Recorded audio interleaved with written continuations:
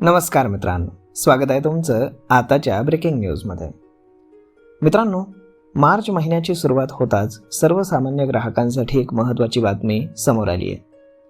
होळी, ईद, रामनवमी यांसारख्या प्रमुख सणांसह दुसरा आणि चौथा शनिवार आणि सर्व रविवार यामुळे मार्च 2026 मध्ये भारतातील बँका एकूण 18 दिवस बंद राहणार आहेत. त्यामुळे cheque clearance, passbook update, draft, कर्ज प्रक्रिया यांसारख्या अनेक बँकिंग कामावरती परिणाम होण्याची शक्यता आहे.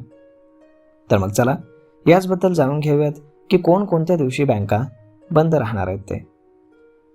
RBIने जाहीर केलेल्या अधिकृत सुट्ट्यांच्या यादीनुसार या सुट्ट्या वेगवेगळ्या राज्यांमध्ये स्थानिक सण आणि प्रादेशिक परंपरांनुसार बदलणार आहेत. त्यामुळे ग्राहकांनी बँकेत जाण्यापूर्वी स्थानिक शाखेकडनं माहिती घेणं अत्यंत आवश्यक आहे. यंदा 31 मार्च 2026 हे आर्थिक वर्ष 25-26चा शेवटचा दिवस असल्यामुळे RBIनं महत्त्वाचा निर्णय घेतला आहे.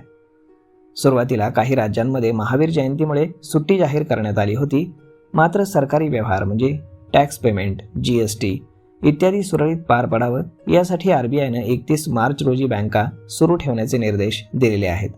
त्यामुळे आर्थिक वर्षाअखेरची कामं वेळेत पूर्ण करता येणार आहेत. यामध्ये भारतातल्या बँकांच्या सुट्ट्या या 3 प्रकारामध्ये विभागल्या जातात. यामध्ये राष्ट्रीय सुट्ट्या ज्या देशभर लागू असतील, त्यानंतर राज्य सरकारी सुट्ट्या ज्या राज्यापुरत्या मर्यादित असतील, त्यानंतर प्रादेशिक किंवा स्थानिक सण, विशिष्ट शहर किंवा राज्यापुरत्या या सुट्ट्या मर्यादित असतील. एखाद्या राज्यामध्ये सुट्टी असल्याचा असा अर्थ नाही की इतर सर्व राज्यातील बँकाही बंद असतील. त्यामुळे स्थानिक सुट्टीची माहिती तपासणं अत्यंत आवश्यक आहे.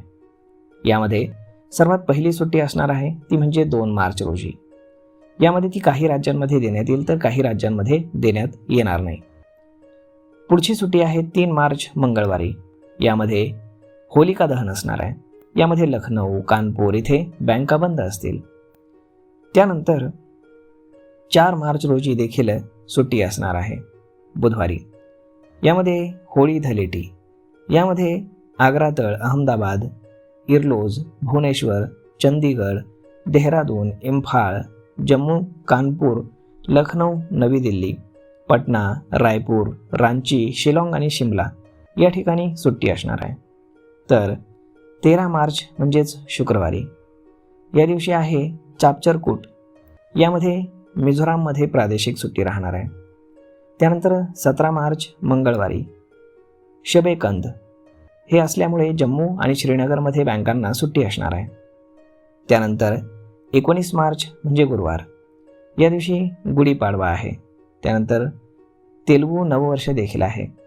त्यामुळे बेलापूर, बेंगळूर, चेन्नई, हैदराबाद, इम्फाळ, जम्मू, मुंबई, नागपूर, पणजी, श्रीनगर आणि विजयवाडा या ठिकाणी सुट्टी असणार आहे. त्यानंतर 20 मार्च रोजी शुक्रवारी देखील ईदची सुट्टी असणार आहे. यामध्ये जम्मू, कोची, श्रीनगर, तिरुवनंतपुरम आणि विजयवाडा या ठिकाणी सुट्टी असणार आहे. त्यानंतर 21 मार्च रोजी रमजान ईद. यामध्ये बहुतेक शहरांमध्ये बँका बंद असणार आहेत. यामध्ये कोची, शिमला, तिरुवनंतपुरम आणि विजयवाडा हे वगळता बाकी ठिकाणी सुट्टी असणार आहे.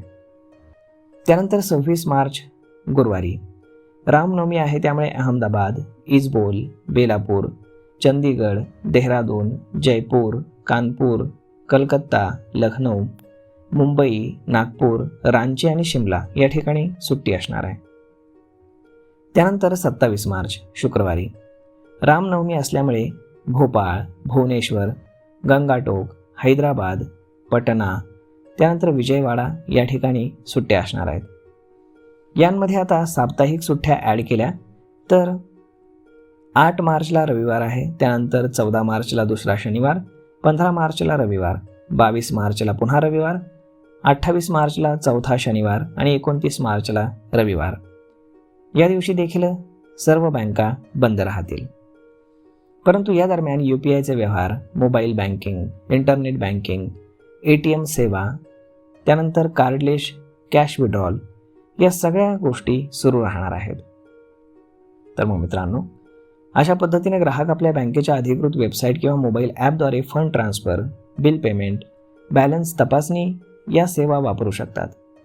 ATMमधून रोख रक्कम काढणं, मिनी स्टेटमेंट घेणं यासारख्या सुविधा देखील उपलब्ध राहतील. तर मग मित्रांनो, अशा पद्धतीनं मार्च महिन्यामध्ये सर्वाधिक सुट्ट्या असल्यामुळे बँका तब्बल 18 दिवस बंद राहणार आहेत. तर मग मित्रांनो, बँकेमध्ये जर तुमचं काही काम असेल तर आधी तपासून घ्यावं की बँकेमध्ये सुट्टी तर नाही आहे ना, आणि मगच बँकेमध्ये जावं. तर मग मित्रांनो, हा व्हिडिओ, ही माहिती तुम्हाला कशी वाटली हे तुम्ही आम्हाला कमेंट करून नक्कीच सांगा. आणि जर आवडली असेल तर आपल्या जवळच्या मित्रमंडळींसोबत देखील हा व्हिडिओ तुम्ही शेअर करायला विसरू नका. धन्यवाद.